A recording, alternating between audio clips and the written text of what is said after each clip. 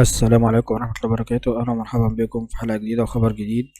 الكشف عن مفاجأة جديدة في قضية رشوة برشلونة. فجر تقرير صحفي أسباني مفاجأة جديدة حول قضية رشوة برشلونة ونائب رئيس لجنة الحكام السابق خوسيه ماريا.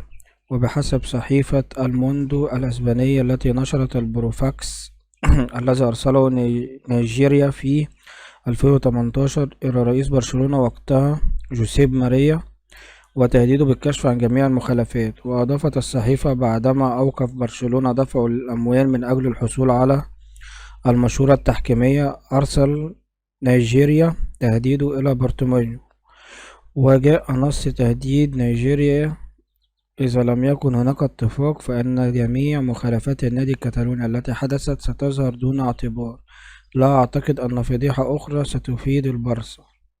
وأشار التقرير إلى أن إجمالي مدفوعات برشلونة إلى نائب رئيس لجنة الحكام السابق وصلت إلى 6,699,448 يورو دون ضريبة القيمة المضافة منذ 2001.